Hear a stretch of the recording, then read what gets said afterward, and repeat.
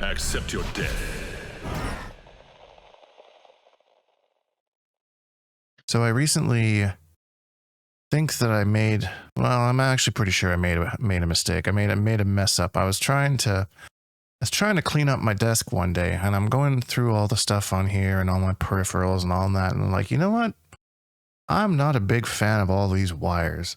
I think I'm going to get a wireless keyboard and mouse because I don't really game on PC, so I don't need anything that's super responsive. So I think I'm going to try that out. And I don't know if you've ever used those before, but these things are an absolute pain. They don't really, maybe it's because I cheaped out too much, but they don't really have much of an indicator of when the battery life is dying. It just kind of dies. And the keyboard does. The keyboard will be like start to be unresponsive for like when it's like going low, which is really super annoying. And to be fair, the keyboard isn't like my main gripe. My main gripe is my mouse, because the mouse, like, it's kind of like those like vehicles that like at stoplights like turn themselves off. And then my mouse is like just paused on the screen somewhere, and I have to like click something and hope that it's not like on a button that I shouldn't be clicking in order to figure out where it is. It's extremely infuriating. I don't know if you have any experience in this department, or maybe I just got a bit of a defective unit, but I'm not having a good time here. I have not in a really long time. Like when they first started to kind of become a thing, like 20 years ago, like mid 2000s. I tried them. I haven't done any modern ones, so I don't know. Like you were saying, like the battery indications and things like that. Most have like applications that you install that would put something like that in your system tray, or have some sort of overlay triggered by the keyboard to see that sort of stuff, I would imagine. But I agree. It's just too much battery swapping and stuff like that. And I'm sure that these days they've got rechargeable ones, like a USB-C rechargeable or some stuff. Is that how you recharge it, or are you swapping in like AAA batteries or something? No. I didn't go that boomer with it. It's just USB-C to plug it in. And to be fair, the keyboard is nice. Outside of the stupid like non-responsiveness when the battery's dead, the keyboard's nice, but it's more the mouse that I've been having a problem with, because I don't remember if this was on the podcast or if it was off, but we were talking about wireless headsets, and once you get a wireless headset, like we ain't going back to a wired one, Right. So I figured, well, maybe this is kind of like the same idea, because like I get it, if you're gaming you need like that immediate responsiveness, but the games that I do play on PC are like usually some like $5 Steam game or something like that, or like a RPG or something where I don't need that. So, but I think I'm gonna get rid of this guy and call this experiment a fail. Yeah, you're kind of like a set and forget sort of guy, right? And you can't really set and forget something that needs that sort of constant attention. No, that's exactly it. And it's, just remembering to charge not just one, but two different peripherals at the same time. And then my dumbass is like, well, maybe I'll just like keep it plugged in on all the time. And it's just like defeats the purpose. Of it. Yeah. So, I mean, I don't know. These are just the adventures and journeys that my head goes through. So. It's nice if you need it to be mobile. Like there's really some people are really particular about their cable management and stuff. And some people just need it to be like modular, right? Like to where they could be sitting anywhere in the room and take the keyboard with them and still, do things. I don't know what applications that would have, right? But when it's not just in a fixed place. Yeah. Like, I don't know if I'm envisioning somebody who has their like PC hooked up to like a TV or something, and they're like sitting on their couch, and maybe they want to have their keyboard and their mouse. And I don't know if that's a thing people do, but like your comment, that's where my head went, like I'd hook it up to a TV, and now I can, be lazy and sit on my couch and browse the interwebs or whatever, I have no idea. Yeah, music software and stuff like that, to where you can kind of control it you don't have to be at the PC to be able to like, trigger recordings and things like that in software. Oh yeah, you would know about that. I never even thought about that. And if you're like sitting away, I don't really do that, but I know people have used it like that. Interesting. These are the applications for these types of things that I just never hear about. I'm not exposed to or whatever.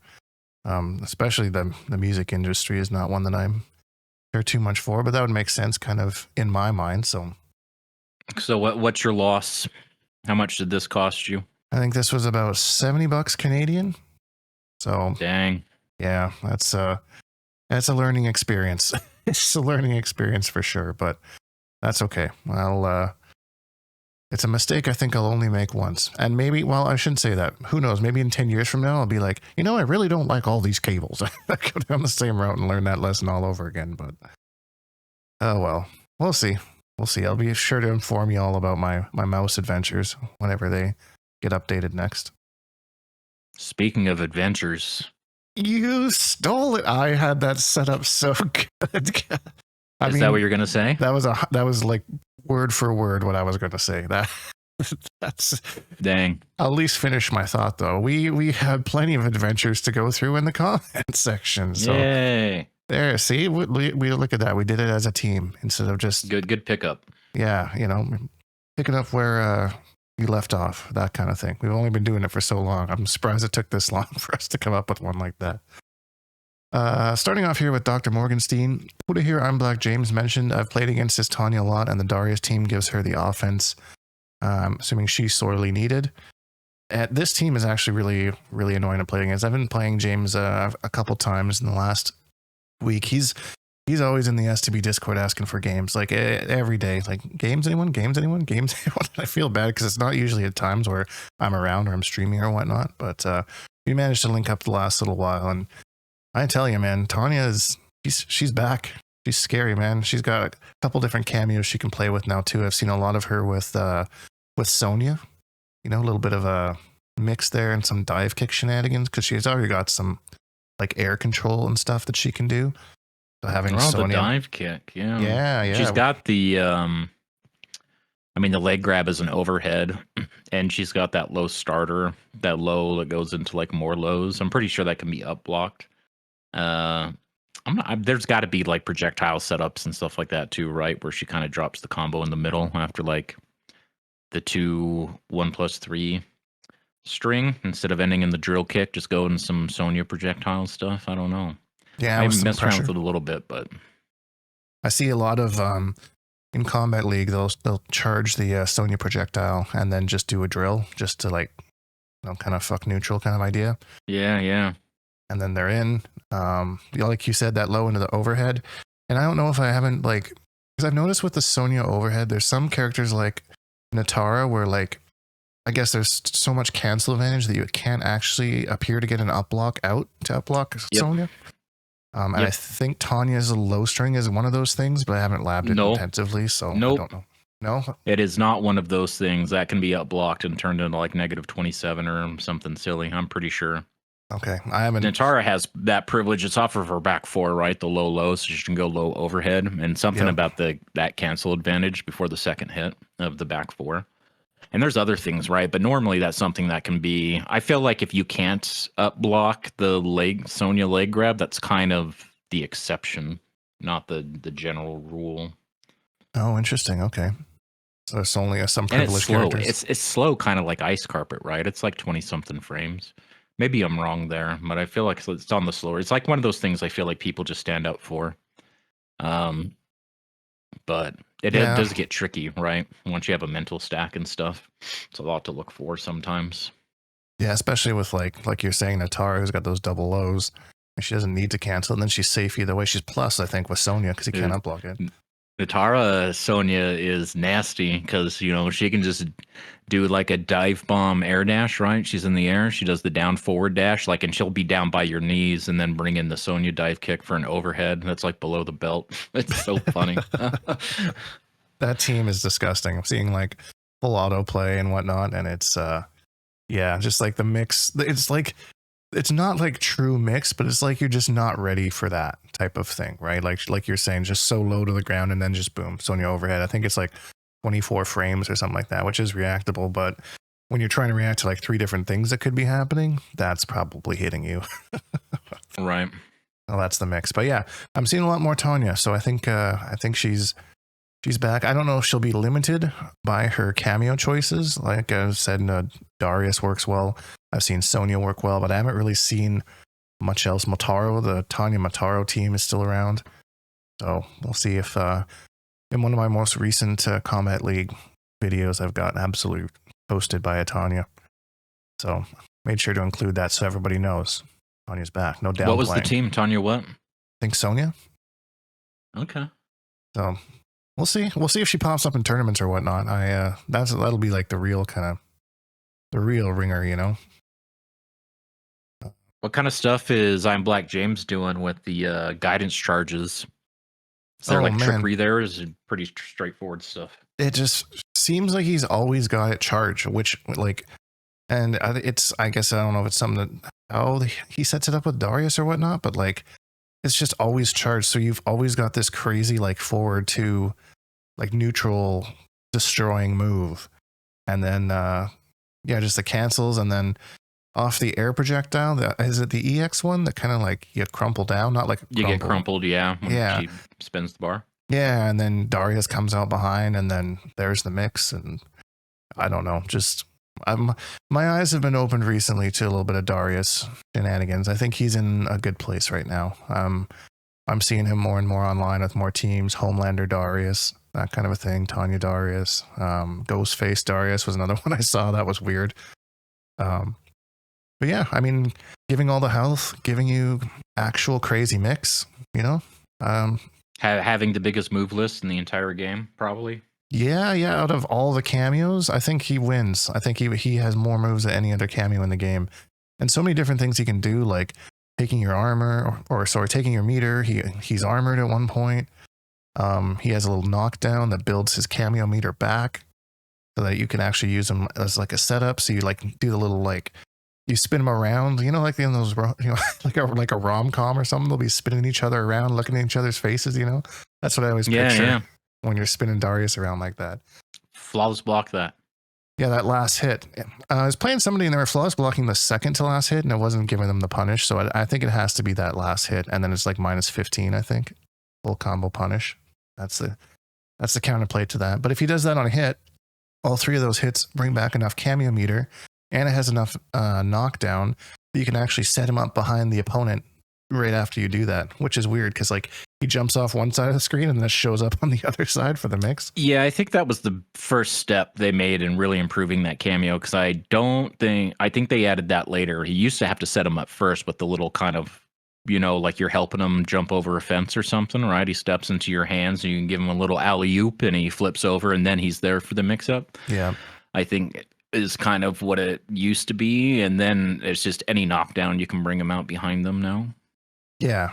So anytime you're knocked down, and he still does have that move. I think it's called volleyballistic. I'm not really sure what the reference is there. Maybe because you're lifting him up like a volleyball, but that one will actually launch on the overhead, whereas the other one is just a straight mix, and they both knock down.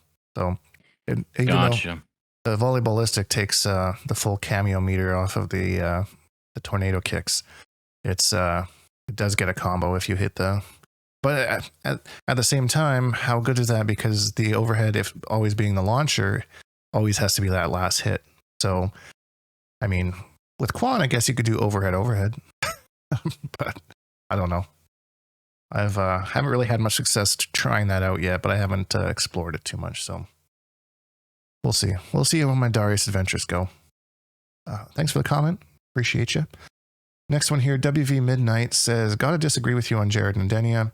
Not knowing a lot about characters like King Jared and the Great Kung Lao really adds to their intrigue and legend that doing a story or making them playable could ruin, especially if the story sucks. I think it's better to learn about them through other characters and little gameplay nods. And that's an interesting point. You know, I really like especially if the story sucks. They just kind of threw in there because... Yeah, I mean, they're not wrong. Definitely not. No, that's... leave it to the NetherRealm to screw up a story about some character like that. So I definitely get that side of things. It's kind of like a Dark Souls kind of feeling, you know, like you learn the story through reading items and weapon descriptions and all that kind of stuff. Same as you learn about these characters and stuff through just little nods in the story. Passive storytelling. Yeah, exactly. Little memories that Sindel has, I didn't actually expect them to include him in the MK1 story, especially not the way that they did. But that was it was a cool nod, you know. You saw him afterlife, but I don't know. Yeah, I could have lived without the Jared stuff in the story mode, and they could have just left it a mystery for sure. The whole dude, it was just so weird. He's an Ermax body, and Just take the hood down, brother. Like give me something.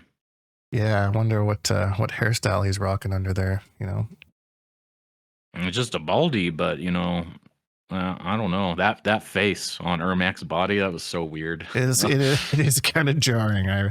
I saw that clip recently. I went back and I was like, I remember that being a little bit more like, oh, cool, it's Jared. Like watching it back and being like, oh, that's kind of difficult. And he's around forever. Like that goes on for that whole chapter and stuff, and so it's not like a little thing they just kind of like inserted. Right. Yeah, he's just there for another chapter or so. I'm surprised that. Excuse my appearance. I miss you all. I'm sorry I look so weird. I'm sorry I'm sorry it's my face on someone else's body. This is not how I wanted to be resurrected. What do you think? Never mind. I'm not going to take it to the gutter. I don't know where you're going with that, but yeah. Yeah. Anyways, not definitely take your point. I still personally would like to see it because it's been like how many years they've kind of talked about this, like since MK3, I think.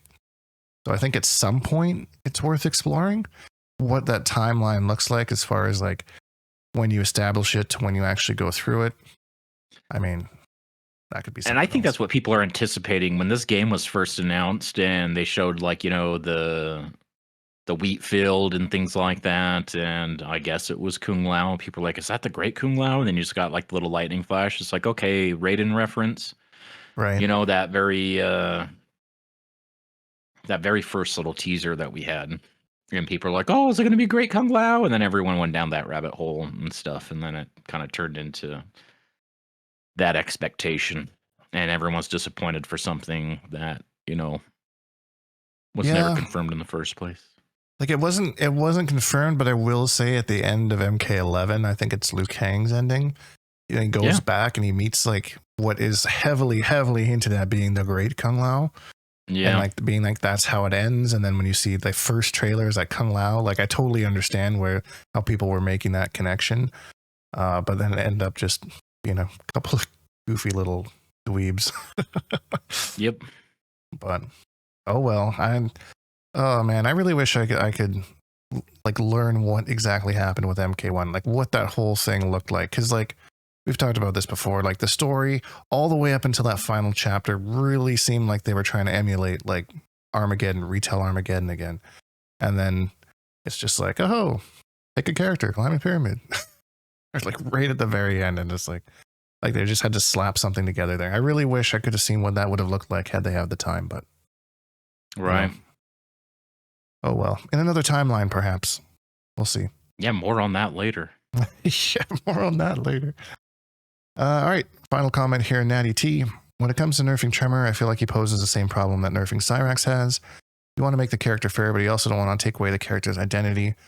So it feels like the only thing you can do to him is make him health neutral or take away health, and make his cooldown longer when he's hit in neutral summon. As for Frost, I feel like either giving her the Sonya treatment or making Ice Crash and Ambush so it complements the wall better would finally complete her kit.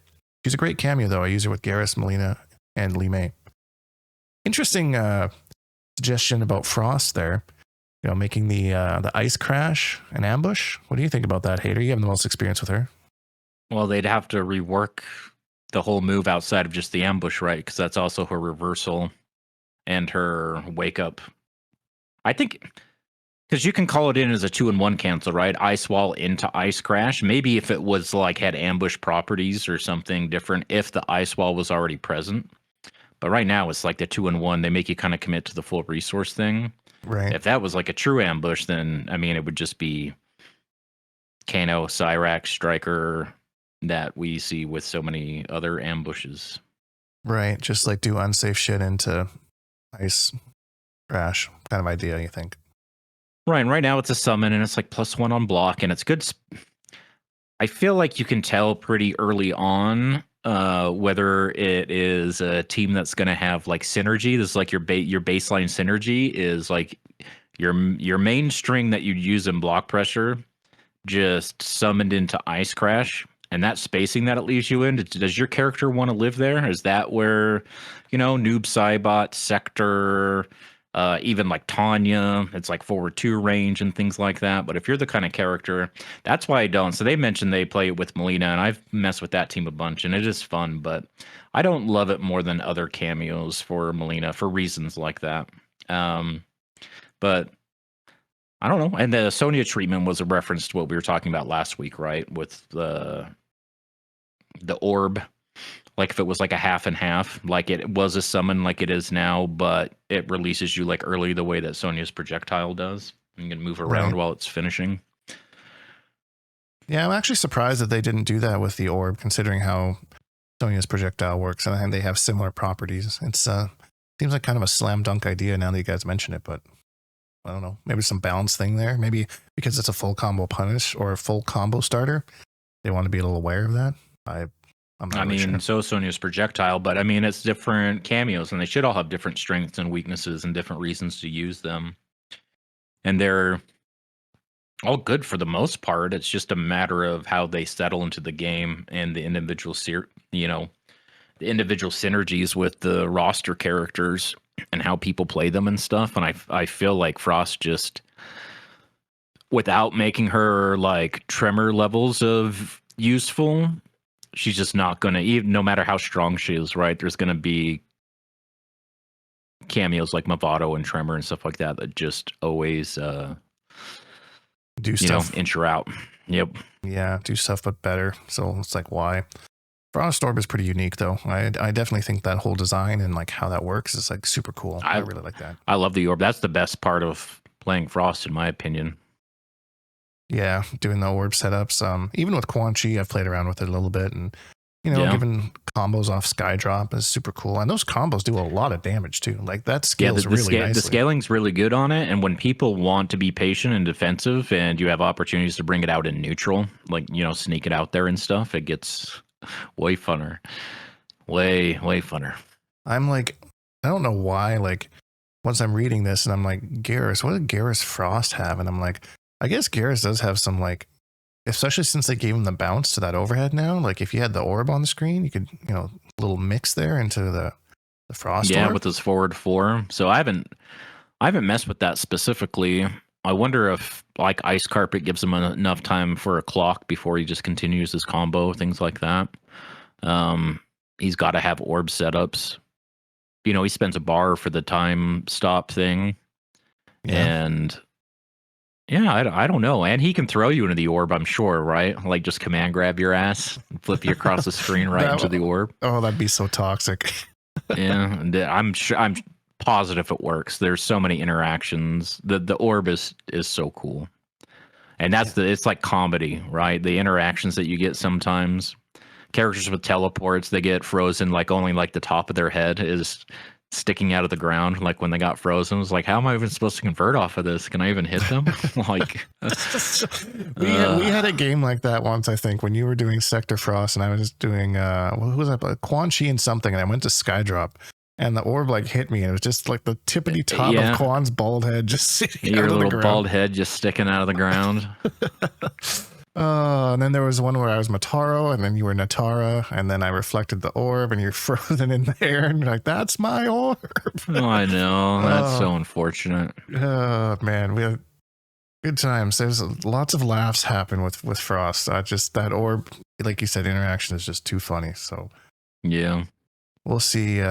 We'll see if she gets any love. I was checking this morning. We have 16 days left in this season of Kombat League, so we'll see if there's something coming after. They haven't said anything, but they didn't say anything last time either, and we got a bit of a balance patch, so we'll see. Is it still the Mileena season? Is that? It is. Okay. So that makes sense that it's part of like, that was like their last kind of like content. They just dropped the movie skins and all that stuff and said they're not going to be adding anything else to the game, just the balance updates, right? And so they threw us a couple bones in the Mileena season for probably what was intended to be there in the first place. Yeah, that makes sense. Before the chaos skins swap up.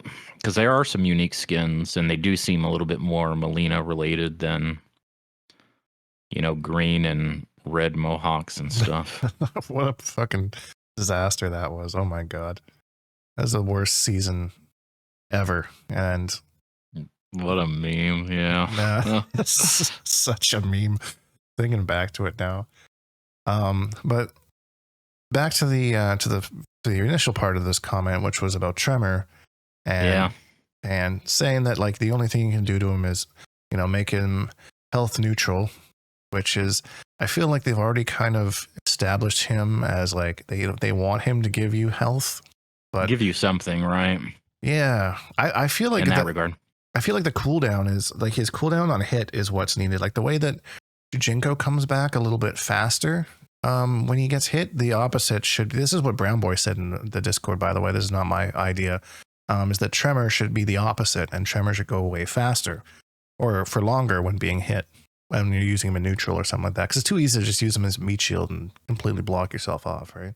Yeah, and that's because of the speed. They increased or decreased the startup of that, and they were picking away at him just like Frost, right? We talked about this before, just picking away at him, and then they finally just said fuck it, and they just made those last couple adjustments, and now it's crazy, right? I don't think it's too much of a mystery how to solve it. You look at where he was before, where he wasn't quite good enough, and look what you did to him, and just find a sweet spot in the middle, like the things that you adjusted, and also that up punch. Somebody recommended up punch being like a high or something, or the scaling on it. That is probably for the resources and the cooldown and all that stuff. That is pretty skewed.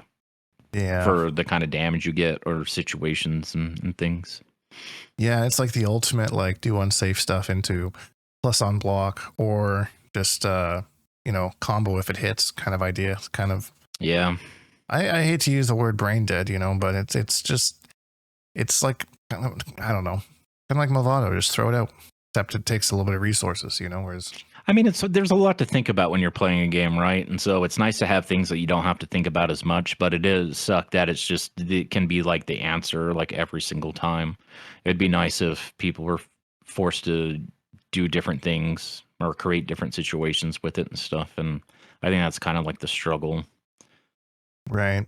Yeah, just originality or that kind of a thing. Like anything, like the unsafe Kano knives, unsafe Cyrax, all the things we've seen over the past year and a bit. Man, am I ever ready for a new game? Let me tell you.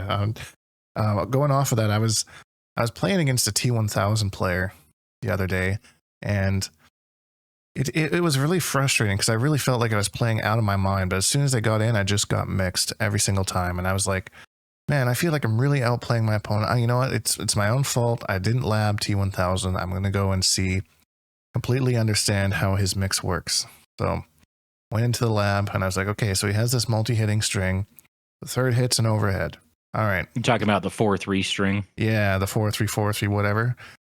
So the third hit's an overhead. Okay, how fast is that? That's 11 frames. Okay. Sometimes they mix up the low. So I just need to understand how to fuzzy this so I can block it correctly. Let's look at the low. The low, 11 frames.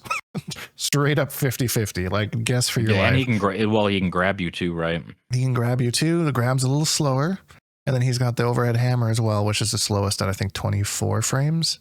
And then you can uplock that to make it negative. But you're guessing between an overhead and a low, and then a throw that you're trying to react to, and then an overhead that just can be thrown in there for like LOL overhead.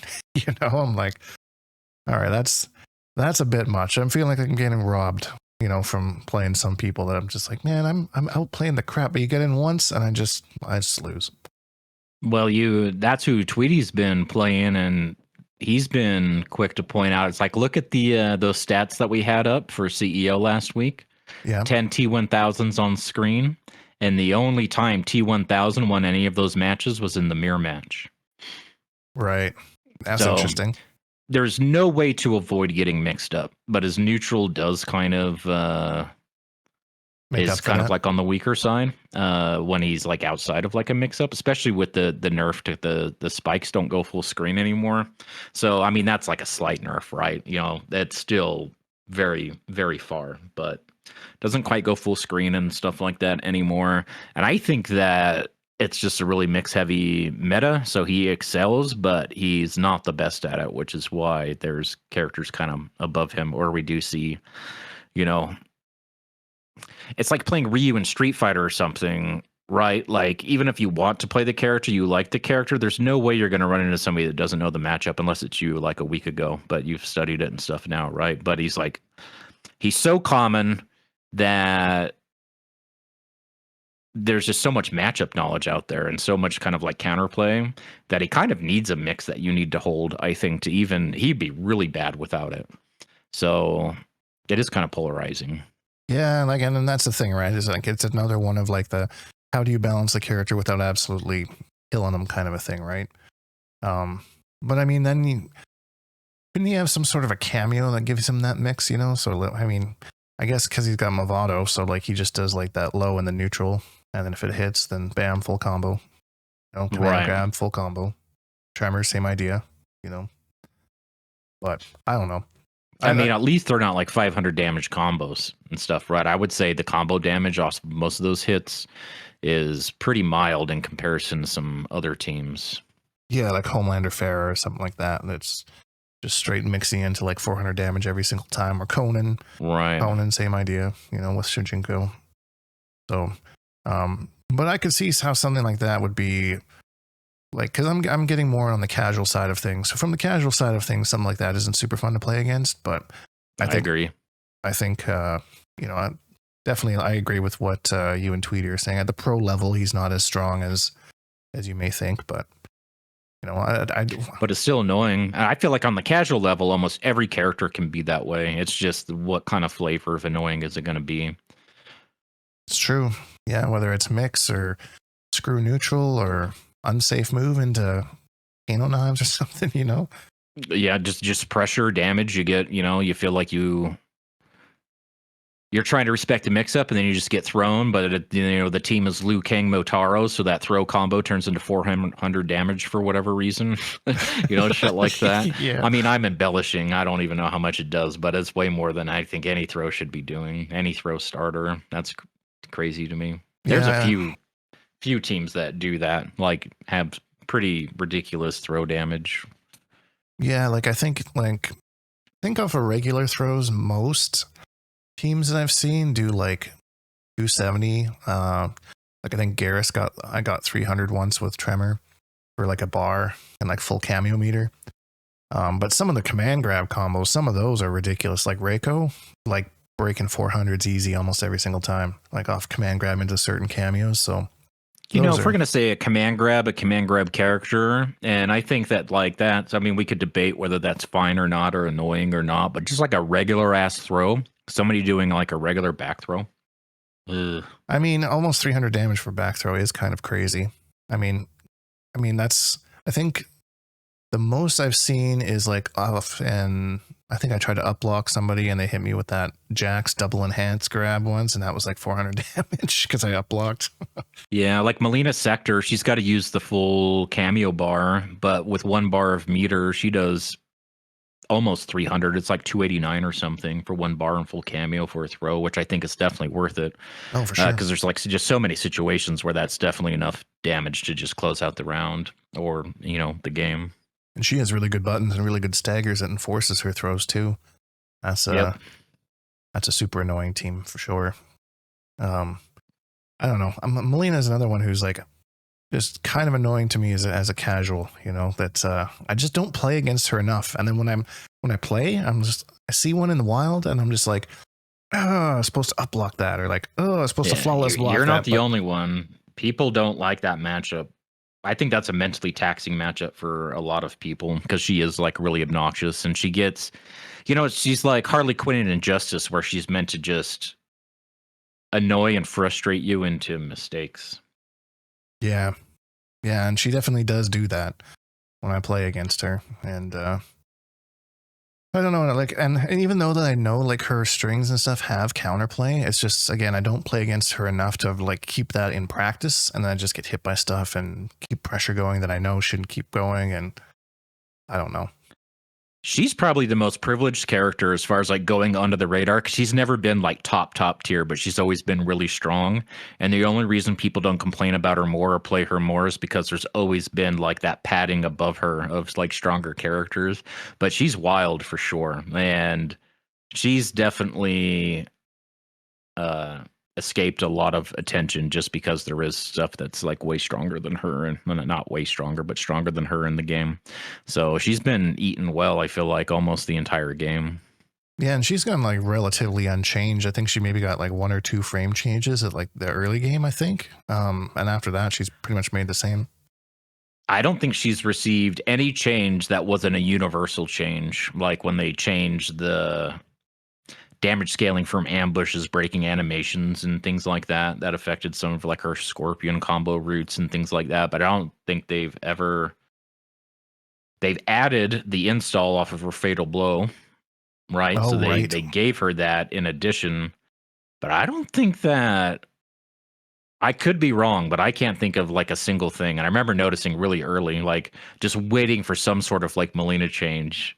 And if you look at like the patch notes, I don't think anything's changed that wasn't like just a broad sweeping sort of adjustment to everybody, because now we're introducing a new cameo, so the game's going to work a little bit differently, or just universal nerfs like that scaling thing. Yeah, I do kind of recall, maybe I'm just making this up, but I do recall like, the patch days coming out.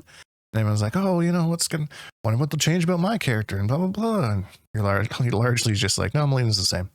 No nerfs, no buffs. She's nothing to talk about here. She's the same. But the patch notes are never comprehensive, right? Every patch day, it's like, okay, time to take inventory on all my characters, make sure all my combos work. The hit advantage that I should be here, that still exists and stuff, because there's all sorts of stuff that's missing from the patch notes that people just find, that day or the days like after. And, that's happened several times.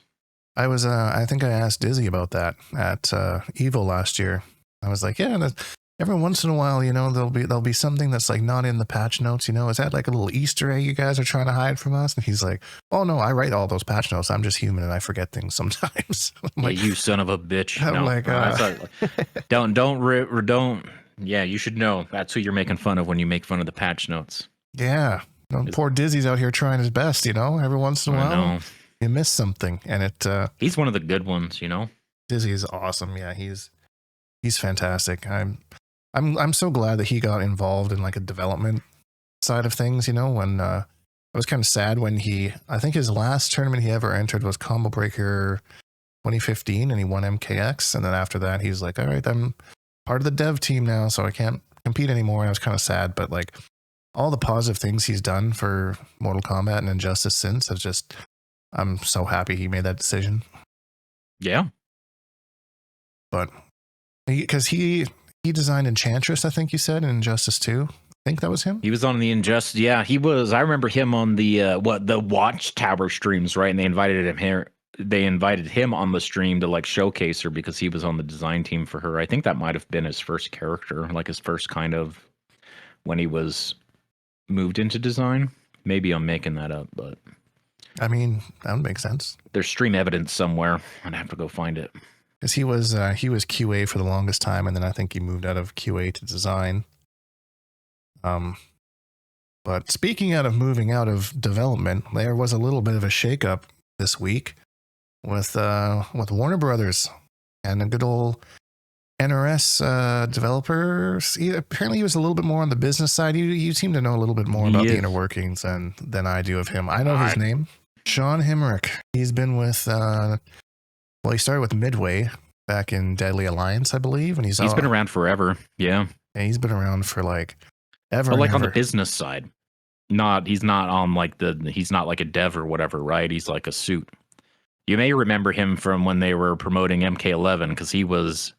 I think he was jealous of Ed Boon getting all the glory and talking about the name or the game and stuff. Because I remember him doing a bunch of those sorts of things, and then he disappeared after that. So I don't know if they decided that wasn't a good idea or what was going on. But yeah, he got promoted. They're like Warner Brothers stockholders were like, "All right, you got to do something about like this company."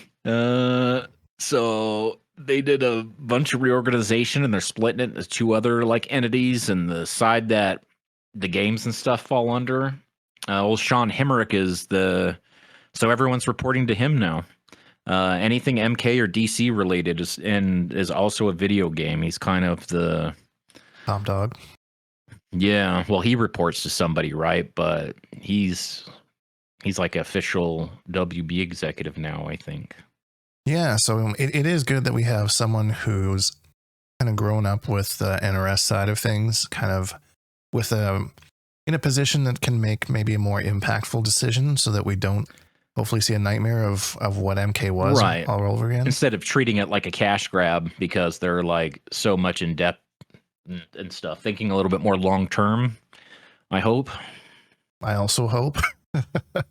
I mean, it was just such a jarring difference from MK11 to MK1. Like MK1, it was so obvious they just freaking get this thing out like as soon as you can. Like we don't care what it looks like. And then I'm hoping now, after seeing the pushback from all that, they're like, okay, let's not do that again. That was a mistake. And maybe by separating things now, that they will come into situations where that won't be the case. I hope. Question mark? I have no idea. Well, see, did you watch? We talked about this a little bit before, but I'm gonna ask you like we didn't already talk about it. Did you see Maximilian Dude's video talking about this very subject? OMG, girl, yes, I did. I have a few thoughts about his. He was pretty excited for this. He was, pretty I like stoked. Max for this sort of content, right? He's been around for a long time, and however you feel about him, if you're not a fan of his personality or like the other games and stuff that he plays and stuff like that, the dude loves fighting games, right? And has been around a long time, and is, he worked on Killer Instinct in the early days and was kind of like a part of, some of that stuff. So I feel like he's got insider instinct, if not like explicit information, but a lot of context just through the years of experience. And he was kind of, filling in some blanks, or trying to, like, his own like speculation. What stood out to you in his whole thing? Well, the one thing that the one biggest thing is that he was saying that he doesn't think there's some sort of MKDC thing coming right away. He is saying that like Mortal Kombat 1 or Mortal Kombat in general needs like a proper game, like a proper, what MK1 should have been kind of idea. And then going from there, then Injustice needs its own proper game. He was kind of saying like he doesn't want to see like the Superman 423 kind of thing over and over again. And right, to some extent, like I get that, but I actually like that NRS has like a legacy title that they can work on, and like you kind of know a little bit about what to expect from it.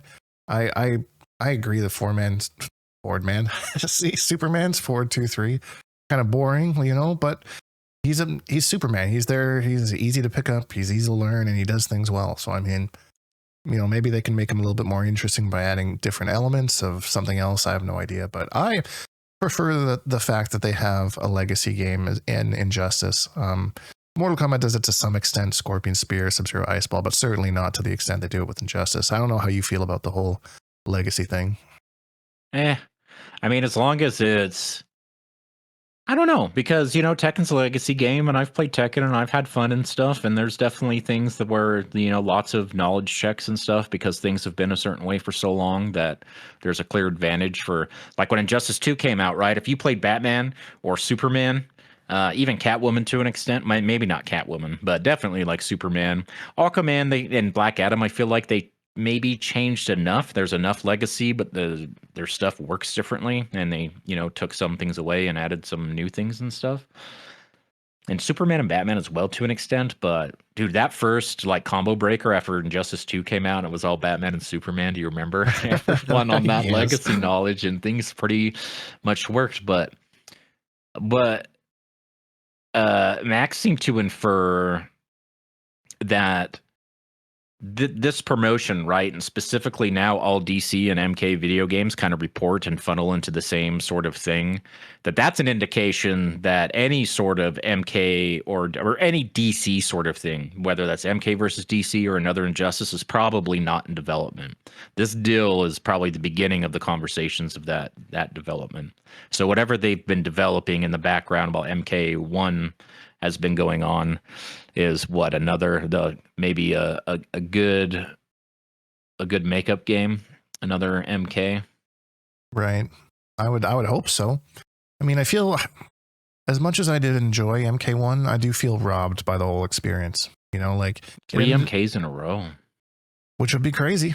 But I mean, I want a proper Mortal Kombat game. You know, Mortal Kombat 1 ended up being okay, but there's still no lobbies. There's still no any of that kind of stuff. And there was talk about servers too, right? About how once you have lobbies and you have servers and you have to maintain these servers and all that kind of stuff. So like that could be something to do with the lobbies. Maybe there's some server maintenance thing happened, and I have no idea. And they changed other things, right? Like MK11, and historically it's been peer-to-peer, and I don't know with like the DDoS problems. You remember that was a really big thing in MK11, people getting DDoS in the middle of online tournaments and all that stuff. And I don't know if what they did in MK1 was a measure to prevent that from happening or for other reasons, but it was not peer-to-peer.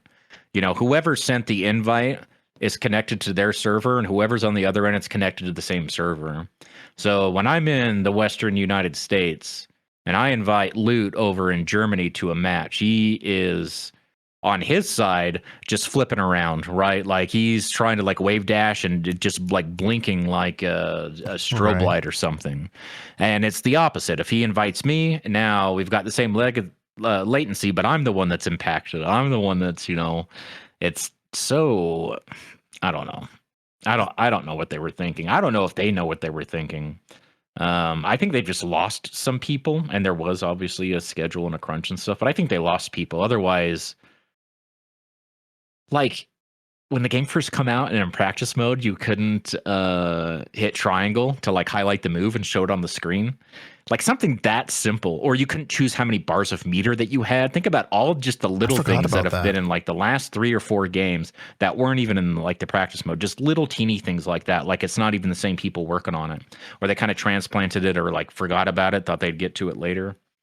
Who knows? But you know, MK1, they pulled it out like later, and we've talked about this plenty. We've probably, you know, it's kind of a dead horse at this point.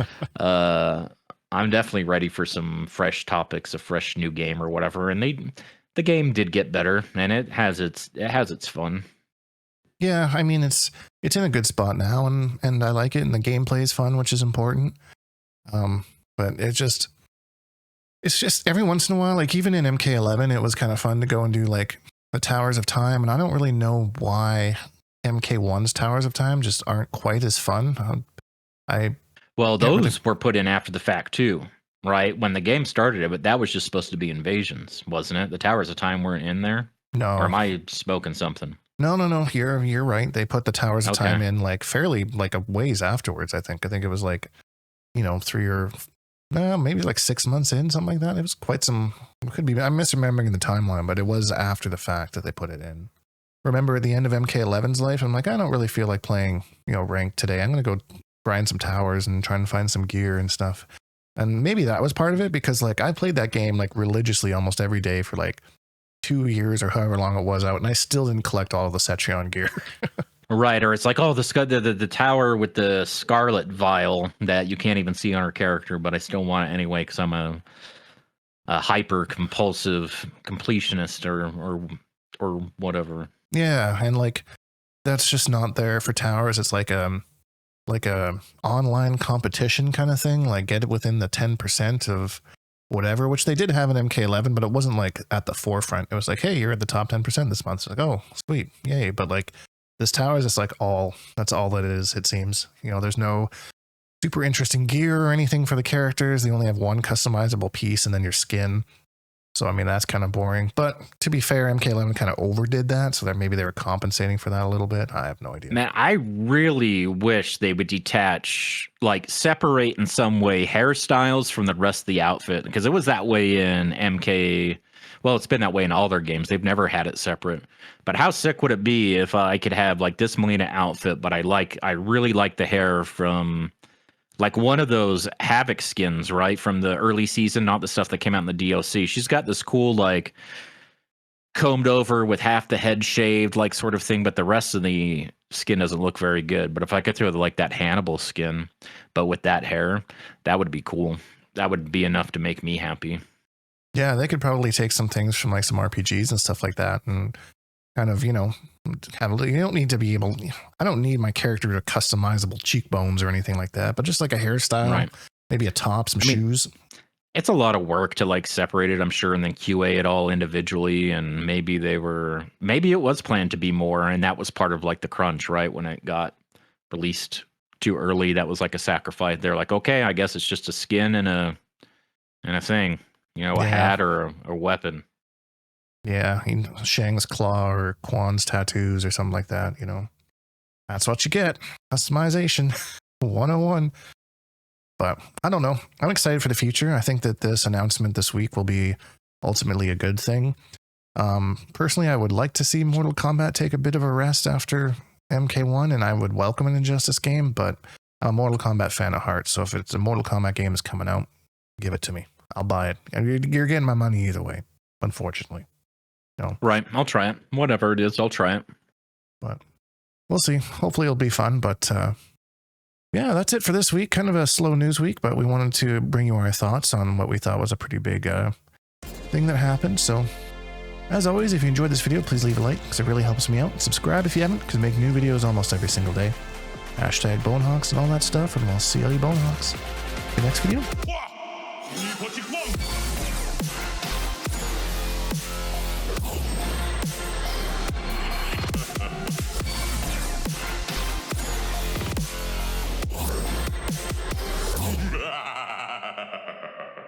Accept your death.